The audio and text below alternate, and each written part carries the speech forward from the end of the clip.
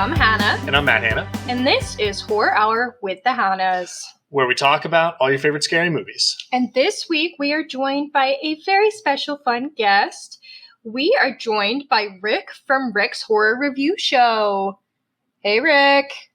Hey, the Hannahs, finally. Wow, what an honor. Thank you so much for having me here. I'm a huge fan, and it's a pleasure to be on your show.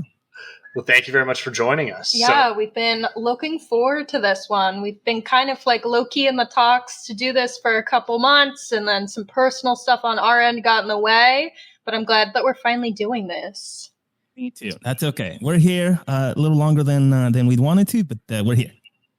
Exactly. So tell us about yourself. Tell us where to find you. Let the audience know. Yes, you can find me, Rick, at Rick's Horror on the Instagram and on the TikToks and on YouTube and Spotify, but you'll never find me on Facebook, of course. I have a Facebook page, but I'm never on there. I'm sorry. You know, it's funny because I hear the people that are doing like shorts on Facebook are raking in cash.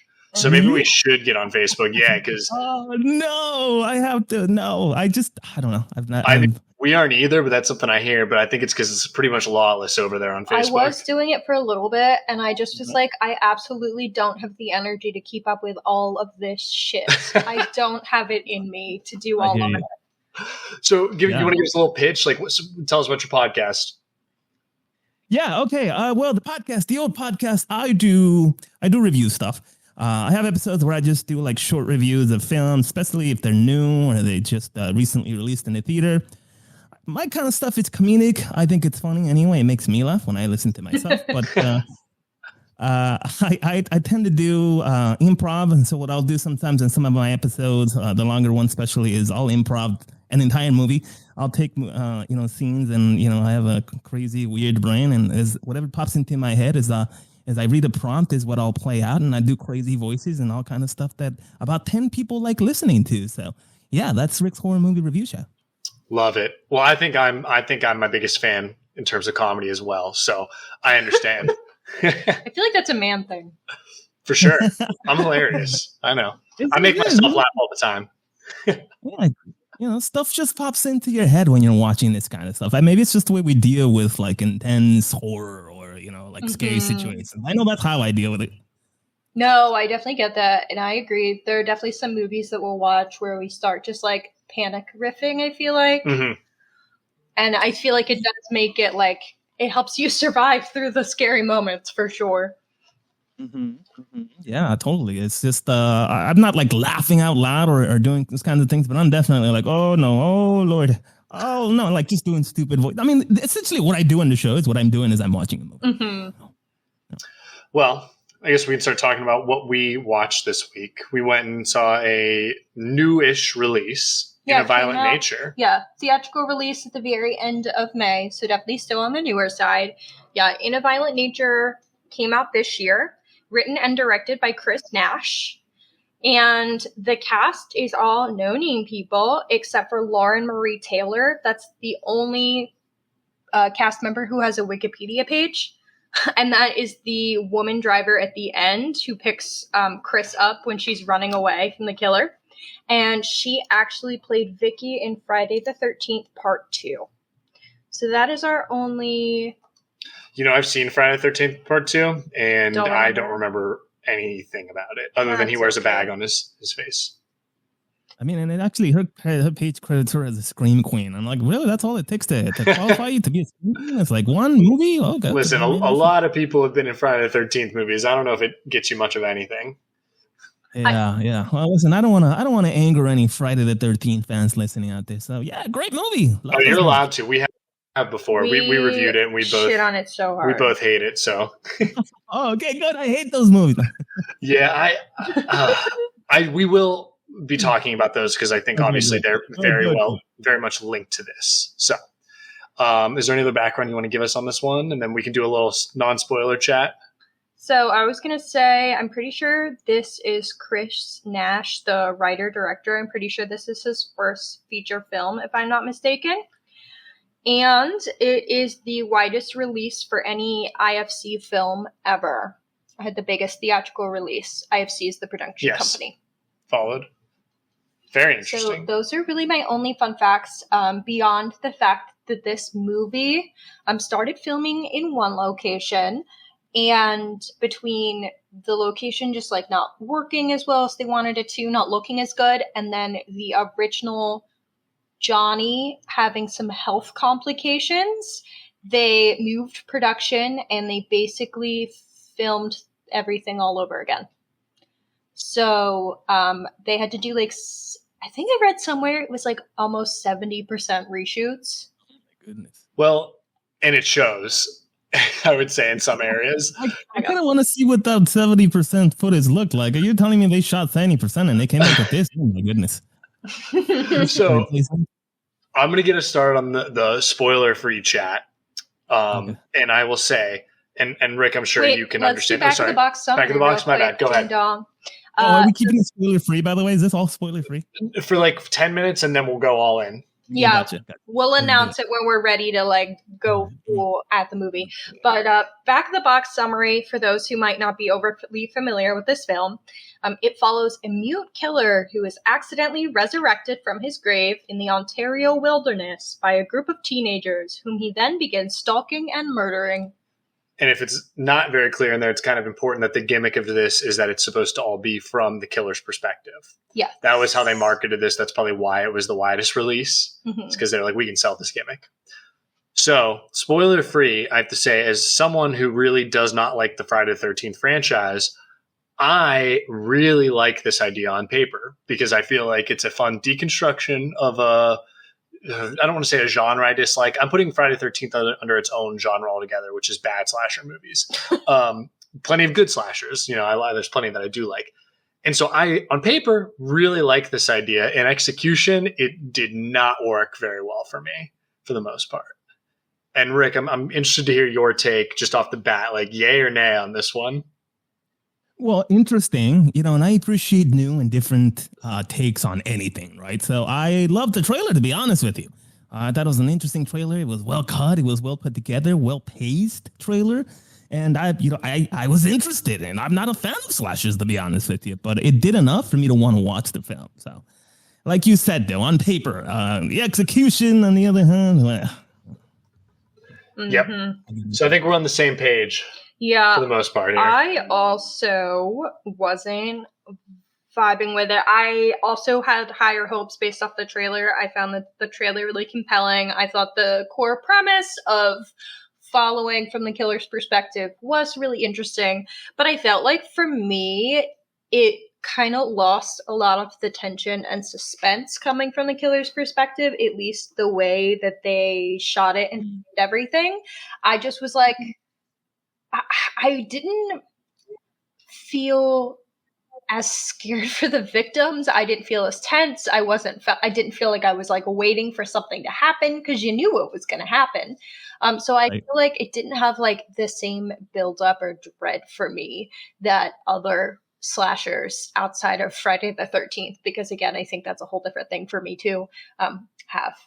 Yeah. I just like all together, I really struggled to pay attention, if I'm being honest. I agree with you on this. And I think, though, I went in I didn't want a horror movie out of this. I wanted a like procedural, I'm following a janitor walking around doing his job. And I was in for a slow kind of artistic look, or even mocking artistic look at, let's just follow a guy doing his normal job. It's going to be boring. Like, it's like if somebody followed me around with a camera at my work day. Mm-hmm. That's kind of what I wanted out of this. And I feel like they tried and then they're like, oh, this isn't working. And they kind of don't commit to it fully. And I do find a lot of issues there is when, like, there are many times that we kind of leave the killer's perspective. And I was like, you're failing at your whole gimmick here, right? Yeah. It's funny when you say that. Like, if someone was following you around, it's like, if somebody was following me around and they're like, listen, just be yourself. Do not play to the camera. I would do the exact opposite. And I feel like that movie needed it. The exact has to play up the killing and just be like the most, hey, I'm going to be the most cinematic killer in the history of cinema, by being myself times 10. That's what I do in real life. And I was hoping for the killer to do that. But I have to agree. It wasn't that. Mm-mm. All right, Hannah, is there other stuff we want to say in terms of non-spoilers before we really get Oh into it? my gosh, we've said like nothing. I don't know. I feel non-spoilery. like we all gave our Did thoughts you that feel we like don't this like it. movie looked good? Do you think it had good cinematography? Okay. It's fine. A lot of this felt like a student film to me. Yeah. And like it looks fine. It's acted like a student film.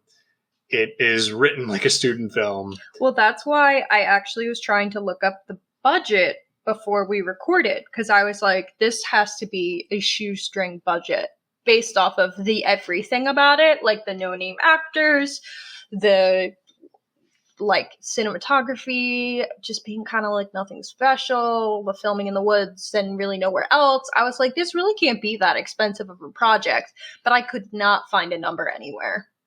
Oh, weird. I'm sure a couple months will get it.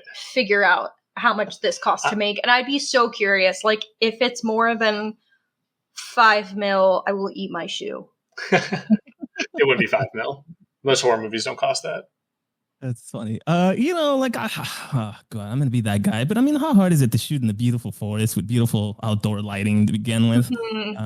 Yes, some of the stuff looks beautiful and gorgeous, and it just does. They're out in the Canadian wilderness somewhere, and there's beautiful, super tall, long trees, and it's just colorful and vibrant in the middle of a summer somewhere, I'm sure. But yeah, most of it looks nice. I'm gonna say the shot selection, no, I have a problem with, but the way the movie looks in general, it's light when it needs to be light in terms of like scenery being lit properly, and it's not too dark, which is, I think a problem sometimes where scenes are too dark and you can't really see what's going on. And I'm like, well, what the hell's going on over there? You're speaking my language, Rick. I've complained about this a bunch in how no one knows how to compose lighting in a scene anymore. But I think you're right. It's like competent in that area. However, there are just like a lot of moments where I see kind of some amateurness coming out of it. Specifically, like some the scene near the end in a car where the camera just like keeps going in and out of focus because it's like shaking. It was shaking so severely. And it didn't seem like it was on purpose. Yeah, especially when it wasn't doing that earlier in the movie. It wasn't shaking like that. So, because at least if it were consistent, you'd be like, okay, cool. But it wasn't. I was going to say, though, when you were talking about, like, it's going to inherently look kind of pretty because they're recording, like, they're filming somewhere that's pretty. I was thinking, like, it kind of reminds me when Matt and I go on, like, a hiking trip and I record him walking in front of me. When I take my TikToks of Matt, like, walking and hiking somewhere. That's what half this movie. I'll say some of the tracking shots were shots were cool, and they looked. Awful! The tracking shots were like like wedding shots from the '90s or something. Your uncle has like a giant over the head shoulder camera, it's just recording the whole party from like. You know what? You make a good point. I think it's just because I know that the guy in front of me is a serial killer, and I'm watching him do his job. Is what or a zombie serial killer maybe doing his job that made me like him more. But I think you're kind of right. They are a little cheesy. Yeah. Oh my goodness. But it's a slasher. I just noticed them. They were a little bothersome. Sorry, go ahead. I was gonna say, I feel like when you have a slasher, you're allowed to be a little cheesy and corny with some of the stuff you do. So I feel like I agree, but I'm also, that is just not in my top 5 biggest problems with the movie either. Interesting. I don't know how to, I'm like, truly, I find it kind of hard to articulate where my issues are with the movie because I just like, beyond the technical stuff, I also just don't feel like the story was that engaging or interesting to me. And because it's from the killer's perspective for enough of it, it's hard to really you don't connect with any of the characters. So you don't necessarily care if they live or die, like at all. So it makes it hard to be kind of like worried about them. I agree that the movie doesn't entirely know what it wants to be because it is like they purposely make the people that are going to get killed into assholes. They make them look bad so that you're like, yeah, I like my guy. I like watching Johnny follow them. But then later in the movie, they try to put us in the perspective of the victims and then try to gain our sympathy again. And it's kind of whiplashy in that. Yeah, I agree. I don't I mean, what story is what I was going to say? I don't forgive slashers like you. I'm not forgiving like that. I have an expectation. Again, I'm not a fan of these things. And I think maybe the reason it's because they lack story or I think a good story. And I don't think this is any different. In fact, I think it's probably one of the worst ones I've ever seen in terms of story. Woo! I love to hear it. Shit. No, this is good. Because I mean, when we get to ratings, I mean, I do not rate this thing high. But I guess going in, I was trying to give it benefit of the doubt a little bit because I was like, oh, maybe this works if it's kind of making fun of horror movies. If we're going like a cabin in the woods approach, oh sure, this of works. Course. But it didn't though. Scream. It didn't go that direction though. Yeah. Okay, can we spoil Hannah? Can we go through? You got anything else to say? I think we can go full spoilers. I think we've done spoiler-free chat long enough. Let's do our 15-second summaries. So for the folks at home or Rick, who might be less familiar with this concept, essentially we give each other about 15 seconds to describe the plot. And half the time it's really panicky and horrible.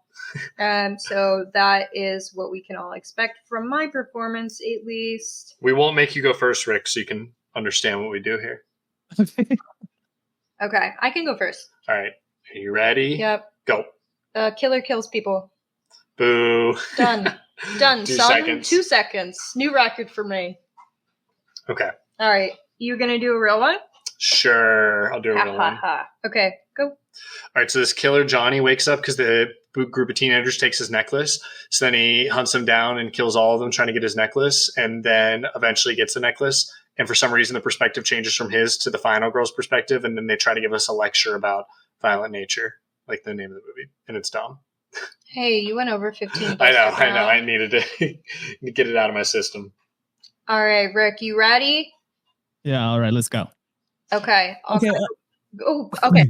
Now you can go. Sorry. All right, I go. Okay. Let's see. Endless and infinite third-person perspective shots of a trudging oaf who is pissed off about his mommy's necklace being taken from his grave. There you go. Done. That's it. I'm sorry. No, that is it. What else? That's literally it. And yeah, I kept waiting for more. This could work. I'm fine with a one-sentence plot. Like, there are plenty of movies that are one-sentence plots that completely work. And I would say Mad Max Fury Road in my head is a one-sentence plot. They turn left and then they come back. Like, yeah. And that movie's great. Fantastic.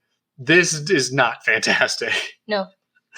And I want to try to figure out why. But before we can do that, I have to do the actual plot summary for all the listeners out here who don't want to go to the theater to see it or don't want to watch it. And to be honest, I would not. It's on streaming now. I don't think you need to watch it for it. Yeah, I wouldn't pay for it. All right, So, give us the full summary. I'm going to give the full summary. Rick, bear with me here. I'll try to be fast. Okay. A group of friends discover a locket hanging on the remains of a fire tower. One of them, Troy, pockets it. Moments later, the corpse of Johnny rises from the ground. Enraged, he begins his search for the locket and walks to the woods. He walks to a house and enters unnoticed. When he sees a necklace that he mistakes for his locket, he has a brief memory of his father. The homeowner soon returns, but is horrified by Johnny and runs away. In the woods, he gets his leg stuck in his own bear trap and is killed by Johnny. Johnny approaches the group of friends sitting around a campfire. One of them, Aaron, recounts Johnny's death. Decades prior, Johnny, the intellectually disabled son of a local merchant, was tricked into climbing the fire tower for a bag of toys, only to find someone waiting at the top to scare him. He fell from the tower to his death, which was deemed accidental. According to legend, 2 series of murders decades apart are attributed to Johnny's vengeful spirit. After the story, the group goes inside the cabin. Aaron steps outside and is killed by Johnny. Johnny then drags his body to a nearby park ranger office. Inside, Johnny collects a pair of dragging hooks and an axe and dons an antique firefighter mask. The next day, Johnny comes across Aurora and Brody on a lake dock. Brody wants to swim, but Aurora leaves to practice yoga. As Brody swims in the lake alone, Johnny drowns her. He then pursues Aurora, who is standing near a cliffside practicing yoga. Johnny kills her with the dragging hooks and throws her over the side of the hill. Later, Troy, Colt, and Evan argue about car keys and their missing friends, and one throws his keys into the woods, which Johnny picks up. He plays with an attached toy car keychain as Colt and Chris drive off on an ATV. Johnny then kills Troy and Evan. Colt and Chris return shortly after, having found Aaron's body at the park ranger station, but flee at the sight of Johnny. By nightfall, Johnny approaches the station, where the rangers explaining to Colt and Chris that the locket, which Chris is wearing, is what keeps Johnny's soul at rest. The ranger momentarily subdues Johnny with a shotgun, but Johnny paralyzes him as Colt and Chris flee. Johnny kills the ranger by dismembering him with a log splitter. Later, Colt attempts to distract Johnny to trap him, but Johnny kills him with an axe. A shell-shocked Chris leaves Johnny's locket hanging on a gas canister and flees into the woods. She accidentally injures her leg, but by dawn manages to limp to a nearby road. A woman in a pickup truck stops and offers to drive her to the hospital. In an attempt to reassure Chris, the woman recounts her brother, a game warden, surviving a bear mauling in the same woods decades prior. The woman notices that Chris's bleeding has worsened and stops the truck, insisting that she put a tourniquet around the injured leg. Terrified, Chris begs her to keep driving and peers in the woods, waiting for something to appear. Elsewhere, the left-behind gas canister is missing Johnny's locket. That's it. That sounds right. Way too much there for such a movie that doesn't have anything, but it was so funny. I feel like halfway through we were like, has anything happened? And then having to hear that much plot, I'm like, what the fuck? Oh my goodness. Yeah. No, nothing happens. A couple fun little kills that they try to make a spectacle out of, and then mostly nothing else. And again, I think I would be fine with nothing happening if it maybe committed to it and like had something broader to say about this genre. But it doesn't. Like there are moments where it does, but if I'm being real here, I feel like the biggest purpose of this film was to have a couple whack ass kills, and that's it. Like they were just trying to have some gruesome kills, like Yoga Girl or a Wood Splitter.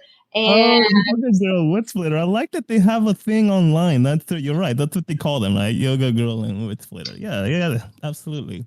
I have to be honest, I don't know how many times I'm going to say this on this show. I don't like slashers. I repeat this over and over and over. I just don't. They don't do it for me. No endorphin is ever released. But I have to say, the Yoga Girl thing had me like, oh, okay, well, that's kind of interesting. And the anticipation of the Wood Splitter stuff as well. I would say that was interesting too. But in reality, to make what was an hour and 33-minute movie out of this for those two scenes, it just wasn't worth my time, to be honest. I completely agree. And I think if I'm expecting like kind of a deconstruction of slashers, you're falling into the trap of still just making a slasher by doing that and having this tool. It's kind of like a funny example. The movie Shrek. Love the movie Shrek, right? Shrek was supposed to be making fun of and deconstructing Disney fairy tales and Disney movies, and sort of succeeds until by the end of the movie, Shrek does just become another Disney fairy tale, right? And that's like kind of where I would say, maybe this is blasphemy, Shrek fails a little bit. However, movie's still great. Shrek 2 might even be even better. But it's a very similar idea of you are critical and criticizing something, but then also becoming it. You're not committing to the criticism or the cynicism, really. And I think that's where this movie really like falls apart. It fell apart in the writing room. Yeah. Oh my goodness. I think for me, this movie falls apart at the story, the camp around the story around the campfire, where we're basically told the plot of the movie in 3 minutes, and it was that or the lore of the movie, by the way. And I love lore. I like stories that are long and tedious and engaging. I want backstory. I want to know stuff. I want to know why the killer became the killer. I want to know what kind of magic is bringing this person back to life. I want to know if this happens specifically on winter days or sunny days. Like, I want all this stuff. It's just the kind of movie that I enjoy when I'm giving all this stuff. Give me some movie logic. It doesn't have to be real. Obviously, I understand it's a movie, but give me something, give me, like I said, give me the Kool-Aid. I'll drink it, but at the very least, put some ice on it, okay? They give me nothing. They give me an empty glass. There's nothing here. And I feel like, and maybe this is those moments where they're trying to make fun of the genre, where it's like, it's just like the classic thing. And I think maybe that works if they commit to the premise of it being from his perspective. Yeah. It should be with him. We should be with Johnny, who's listening to them tell his story and just kind of like sitting there shaking his head as they recount this. Like, that's funny. That works. Instead of it now just being a slasher because we are running a camera around the fire as they tell the Jason Voorhees story again. Yeah. Oh God. I think that's what drives me nuts is like, we don't commit to the bit at all. We what do we want to be? What does this movie want to be? And I'm being very harsh, but I kind of feel that it's necessary. Because I found this to be frustrating. Harsh at all. I think it's completely fair. There's no commitment to being one thing. And again, like, commit. Yes. maybe that's a big thing for me in movies, and Hannah and I've talked about this before, is that like commitment and taking a big swing and missing or fouling off is better than not swinging at all. And I think there's plenty of movies that I'm like, I love when a movie takes a big swing and doesn't make great contact. And there's sometimes I like that better than the one that's, just a nice bloop single if we're doing baseball references. Go down swinging, it's like you're just looking at a ball right down the pipe and you're just staring at it. It's the most frustrating thing in the world. Just swing, damn it.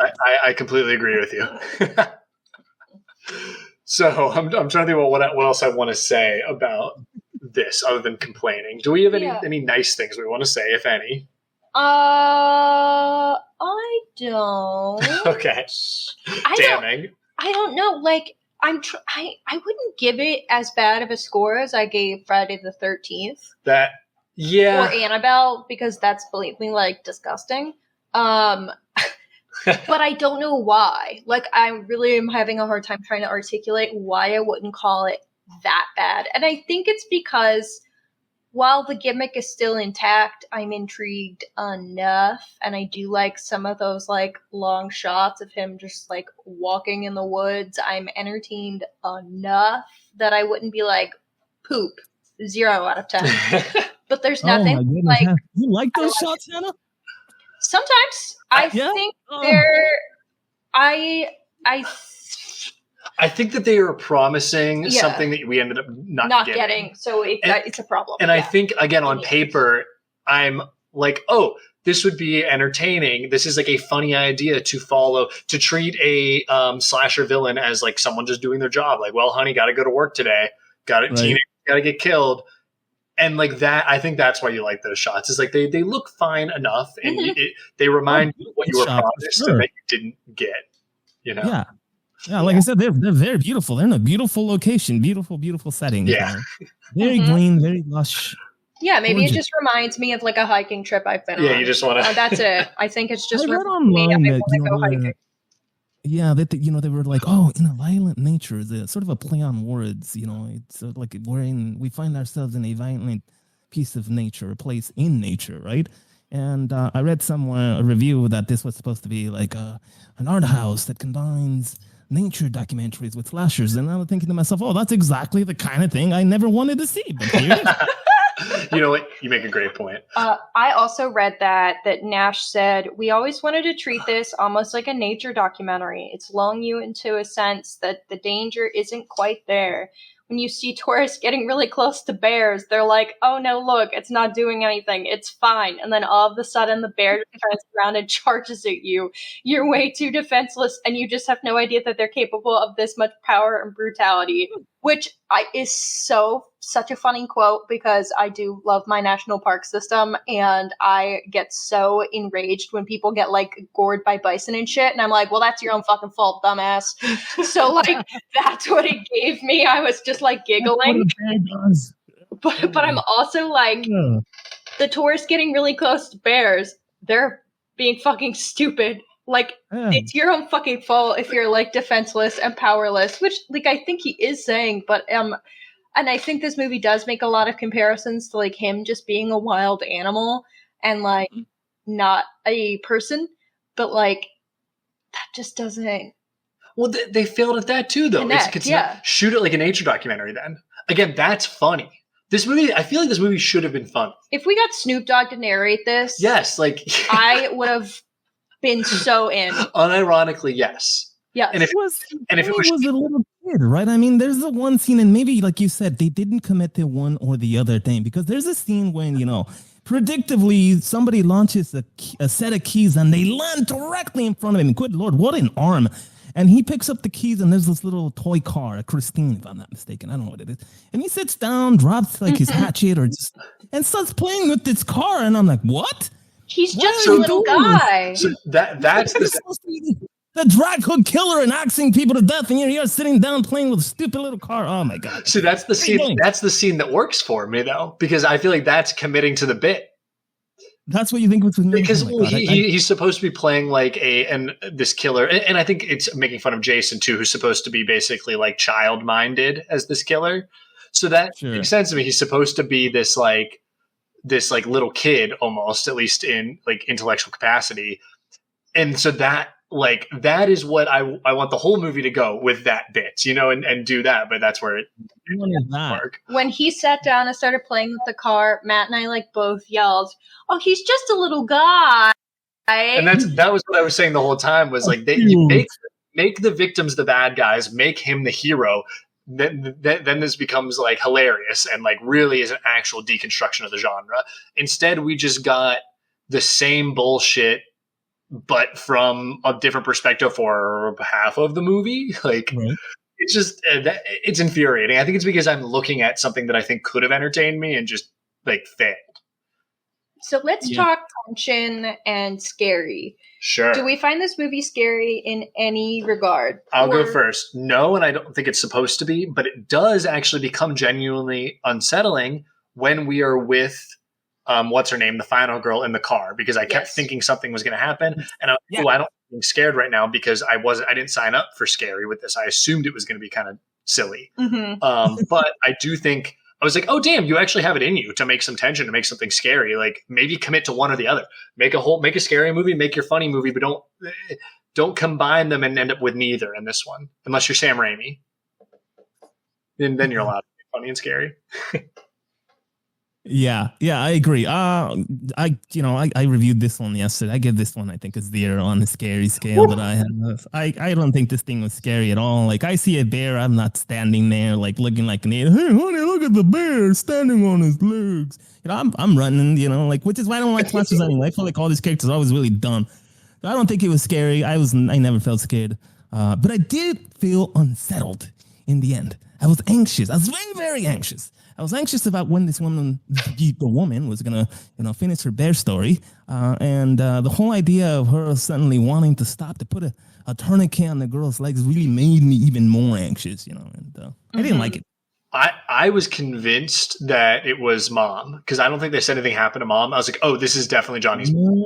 And I was like stressing out. And I was like, oh, they made this movie like at least scary again, even though it fails at the premise. And so like, that scene, at least I was engaged. I wasn't starting to nod off in that well, part. The dialogue went on for 6 years, and so for like the first 2 of those years, I was like, okay, they're still driving. They're still driving. So there's just no way they're gonna pull into the forest and expect me to believe that they just drove for like 10 feet.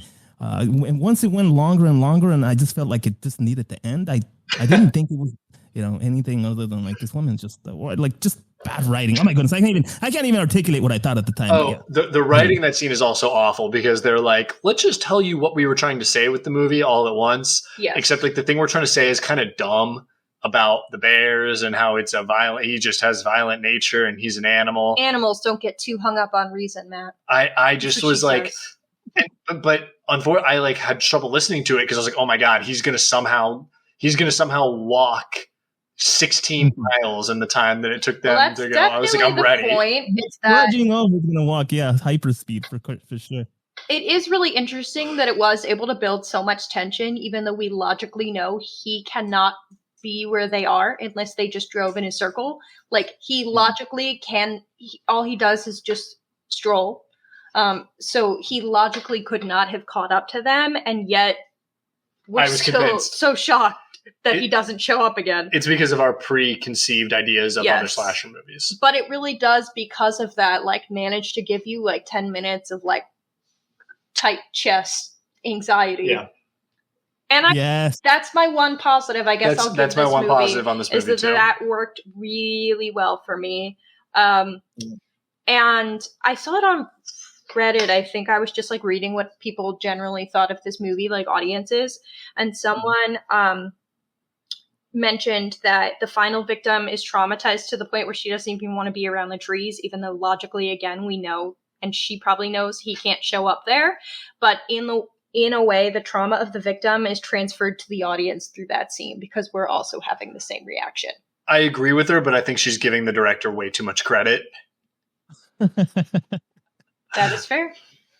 Well, I don't know if that was the intent or not, but that's definitely how I felt. But again, it was only after like the first couple of, I would say like after like 30 seconds of them driving, and it's like, okay, there's just no fucking way they're going to expect me to believe this dude like somehow, or either they didn't drive at all, or somehow this guy leveled up his speed, because through the entire movie he just trudges away, endlessly walking through the forest.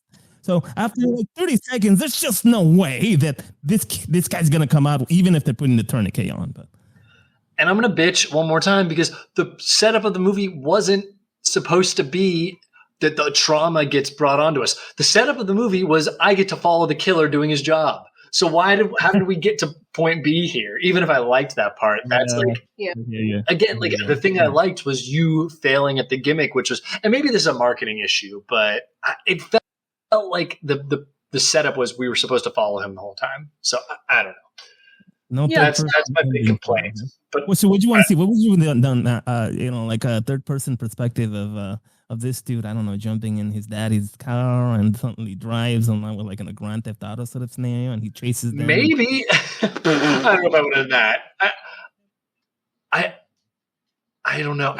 Again, I'm saying this guy actually made a tense scene, so it's like maybe you should have. Yeah, but I hear you. They definitely did not commit to the third person perspective bit. Or it doesn't even need to be third person, but like commit to, again, and me following the killer the whole time. Maybe not third person, but having it from there. There's another scene I would say that I actually really like, which is where he's listening to them talk about their plan to trap him, and they're just talking so loud that he hears the whole thing. Mm-hmm. And I'm finding funny because I'm like, oh yeah, this is like making fun of slashers again.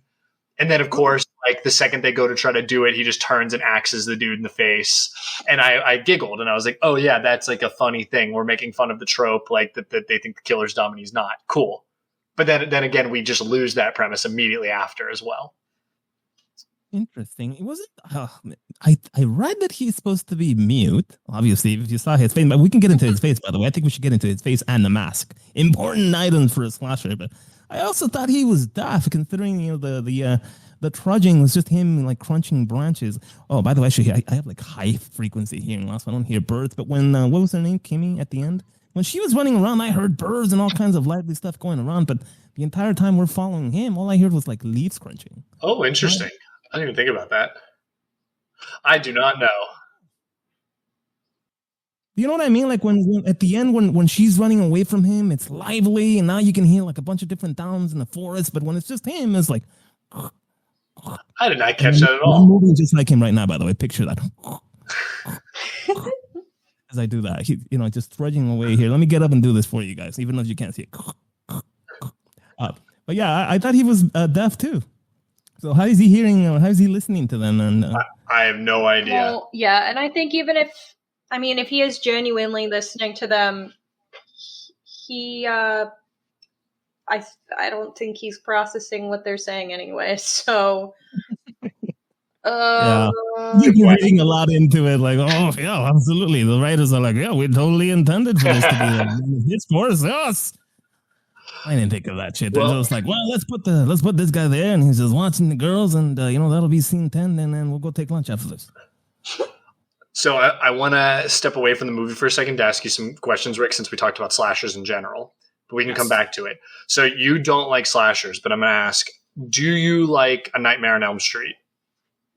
See, the thing about A Nightmare, well, let me answer the question with a yes or no question, and I'm going to give you an endless rant for 10 minutes. No, I don't like slashers. But yes, I do enjoy the Nightmare on Elm Street. Okay. But I enjoy them because there's a little bit of a supernatural, the whole idea of it happening in dreams, and there's other things that play here that I think are really interesting. And by the way, Freddy Krueger is just a funny dude. Agreed. I'm sorry. In this whole sick, twisted way, he's just this funny fucker, and it's just funny, and I like funny. So I think we're in agreement. I think we have very similar tastes in what we would call that slasher genre then, because I'm a fan of Halloween. I think it has some issues, but for the most part, really like that movie. Really like Nightmare on Elm Street, hate Friday the 13th. So I think, and I agree with you. It's like, it kind of gets lumped into the slashers. And I think it's always funny when like Jason or Friday the 13th gets lumped in with these other like good slasher movies. Cause I'm like, what's that guy doing here? Like he's not on the same level. Like send him back to JV, Yeah. No, he's not. And like, yeah, again, I'll say this again. I don't know how many times. I'm going to say this as much as I want. I do not like slashers. I just don't like the whole idea of the, walking slowly and all of a sudden, like, The superhuman strength, fine. If you can explain it away, fine. But this just doesn't do it for me. But Freddy, on the other hand, it's funny. He's got charisma. He's got, he's got a cool fedora and like a cool glove and, an iconic sweater. And he's like, still scary. He's still scary also. He's both funny and scary. And the mask doesn't scare me, which we can get into the, when Johnny's lack of a mask or not, or frankly, I thought he would have been scarier without his mask because we saw his face. And I saw his face, I was like, ugh. And I was like, that's definitely just because it needs to follow the tropes. Because again, no one wants to be it. It wants to be a making fun of slashers. So hey, he has to get his creepy mask, and you just because that's what we expect to happen. I agree. He must find an home when he's standing looking at the fire mask. I think I found my. It's just like what. Like this is the birth of a killer, and he's like picking his mask and his weapon of choice. It's like, oh my god, it's like a superhero suit I've seen. Yeah. So, to answer my own question, I posed a little bit ago about if we found it scary. I did want to share that I did scream once and I hid once, and they were both during the same scene. And I think we could probably all guess what scene. Yoga Girl. I cannot watch that kind of shit. I don't, but it's more startling and gross. It's not scary. Yeah, it's shock value. Yeah. And I don't have tolerance for that kind of shit, so I did not watch. But, beyond that, the end scene was really the only thing that really bothered me. Just to, get to that, because I didn't share the hide or screen counts earlier. But I did want to share, friend of the pod, actor Matt Dalton, had seen this movie before us and was like, yeah, you guys should totally check it out. It was pretty good. So after watching it, I texted him and was just like, do you want to send over any thoughts? Because I did not like. And I did want to just kind of read through some of what he said so we can either, feel free to roast him, Rick. Roast or not. He said, I thought it was a cool take. I thought the kills were gruesome. I liked the lore that was slowly revealed throughout the movie. The only part I was not loving was how long the epilogue was. That lady's monologue at the end was way too long. But aside from that, I thought it was a really interesting take on the slasher genre. I responded and said, don't understand what makes it so unique, though. Partially from the killer's POV, but then it doesn't stick with it. So, meh. And he said, I was relieved to see that the whole movie wasn't at that format, because then it would seem way more hokey and would get old quick, but the POV parts effortlessly build tension in scenes without relying on the usual trope of he could be everywhere. We know exactly where he is, and it creates really unique dramatic irony in a movie that normally only follows those being killed. Sure, the dramatic irony he's right about. That's kind of the point. But again, it should be funnier, and if you commit to that, you can make it funny, and it just doesn't. I don't agree with the tension building. I also told him I think him following him made it not tense for me. I was like, wow, he's going to kill again. Yippee, was what I expected. Which is fine. That is a fine response to have. That's what I wanted out of it. Yeah. I wanted this to be he's going to kill them. This will be fun. He's just a little guy. He's just a little guy. But did they explain? Maybe I missed it. But did they explain how he has the body of a 7-foot giant? Same way that Jason Voorhees does, I guess. They don't. But he died a child, right? He died as a child. Yeah. Wait. So he just wakes up from the. I don't know if it's in that grave. I could have played basketball if I just laid in there for a little while. Good point. Wait, in the NFL, Ricks, I made this joke when we watched Friday. I watched Friday the 13th, the remake, the 2009 one, which might be better. It's definitely better than the original. It's still dumb. And I was like, man, Jason should have been a linebacker. Get this dude out on the field. Wow. He's like giant of a man making millions of dollars playing football or baseball or something. Go be a pro wrestler. What are you doing with your life, son? Completely agree. I don't know if I have much more to say about what Matt said. By the way, I was going to say something real nasty about wrestlers having the intelligence of 5-year-olds, but that's old school wrestlers. I can't say that about All right, we're going to move on from that one. I wouldn't have said it to them either, because apparently, that was completely normal for guns and knives to be in the old locker room. So I would not have made it in there. Oh my god. So, do we have a favorite scene at all?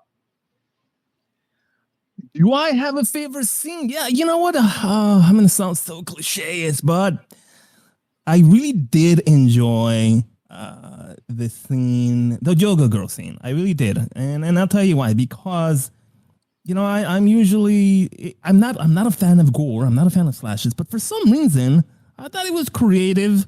I thought it was different. It wasn't like your typical slash her head in half or something like that. There's plenty of that in the movie as well, but that one was kind of sick and twisted and comical, to be honest. So that was chuckling when I was looking at that. I know what a morbid sense of humor I had, but it was wild. It was wild.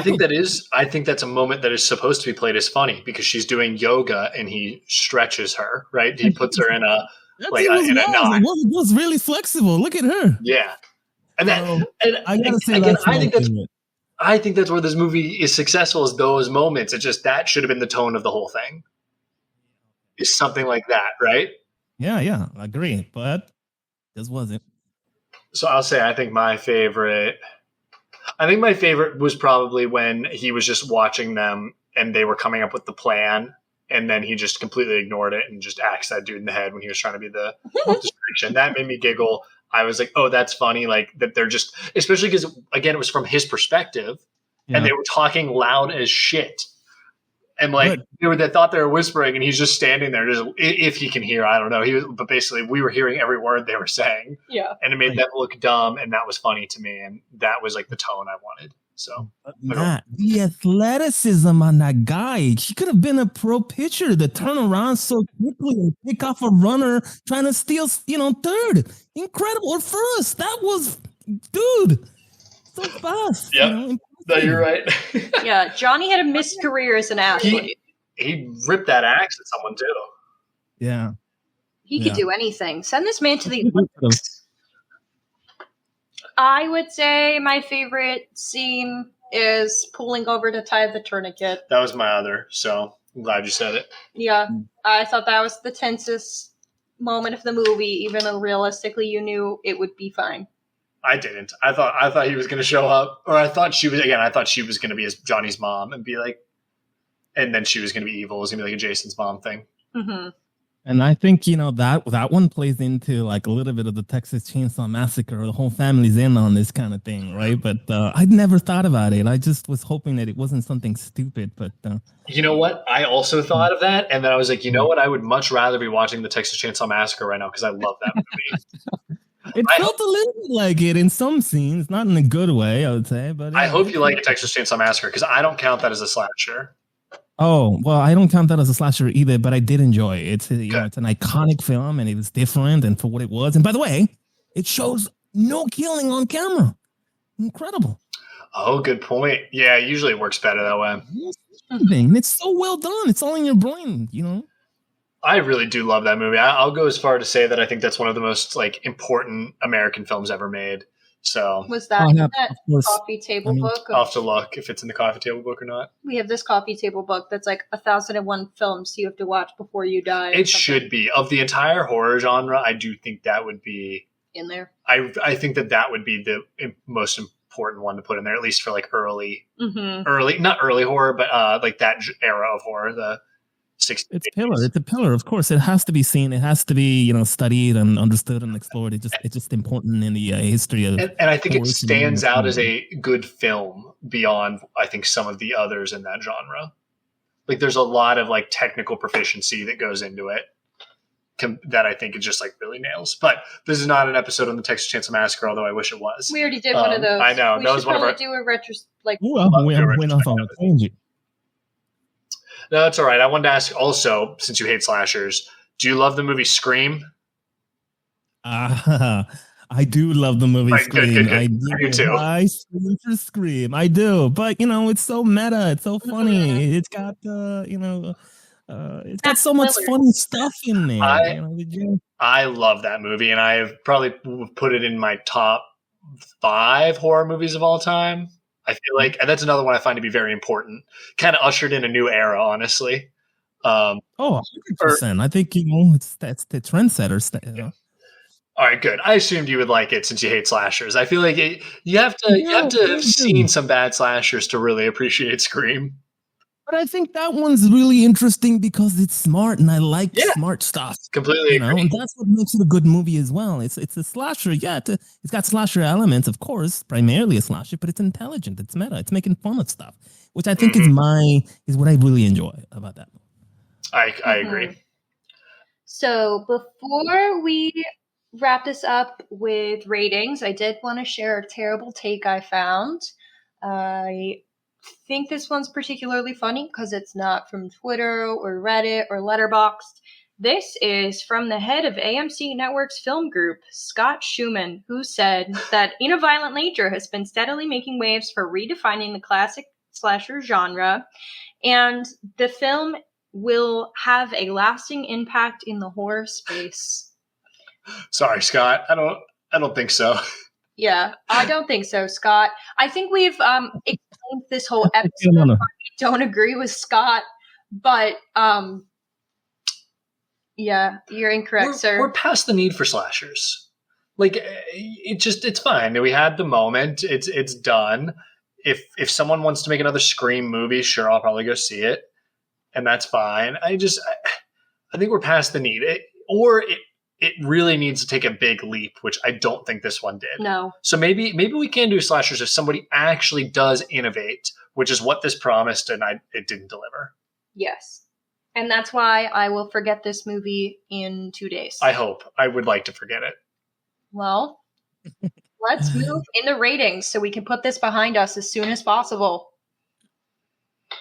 Yeah, Rick, I'm sorry we made you watch this. No. Do you want me to go first? Sure. All right. So out of 10, I gave this movie a 2.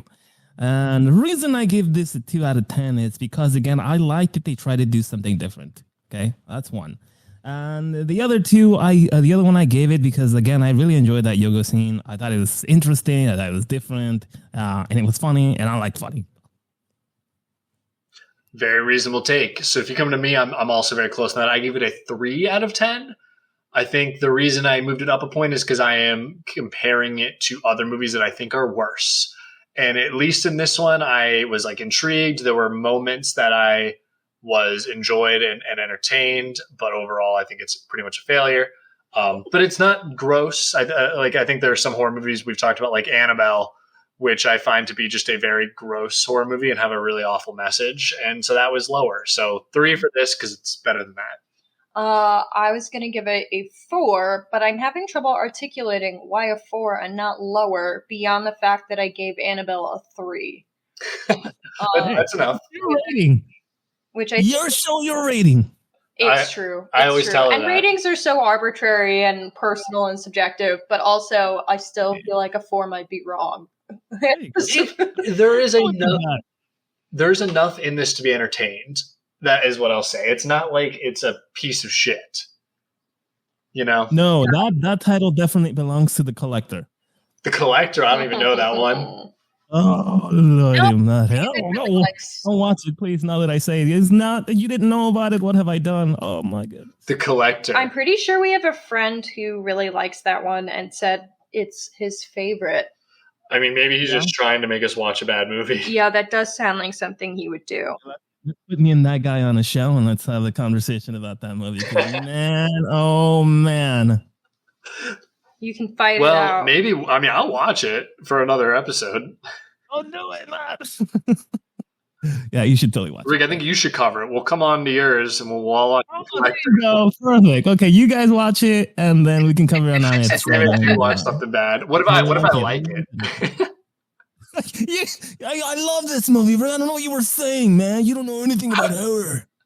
Hey, it's only 90 minutes. I'll give it a score for being short. Okay. Yeah, there you go. Well, all right. So, anything else you want to say about this movie? I have nothing more to say. I think I've said it all. I think we actually kind of hit themes and meaning by just talking about what the movie was trying to do and how we think it failed. So Rick, if there's nothing else you want to say about it, I'll give you another second to plug yourself. No, please, let's put that locket back and let's have Johnny go back to where he came from.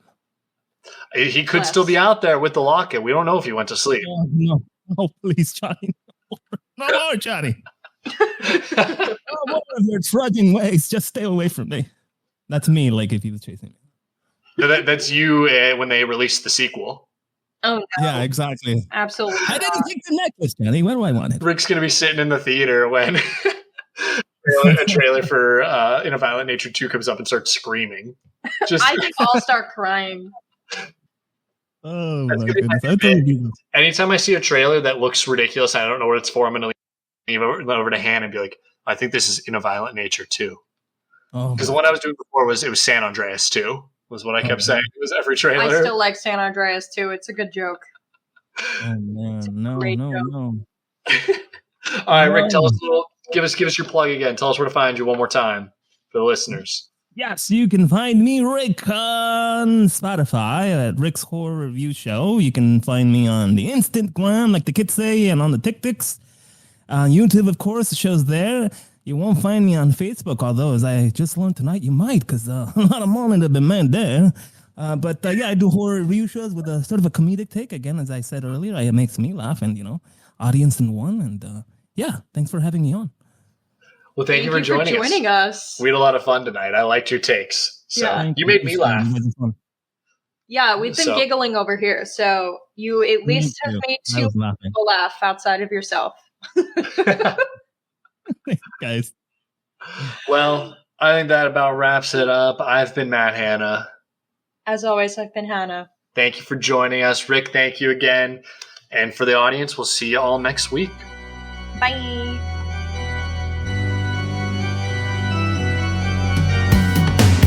Thank you for listening to Horror Hour with the Hannas. Make sure to listen to future episodes on Spotify, Apple Podcasts, Amazon Music, iHeartRadio, or wherever you can find podcasts. You can follow us at Horror Hour with the Hannas on TikTok and Instagram for more content. If you like the podcast, please follow and leave a review on your favorite podcasting app. Happy hauntings!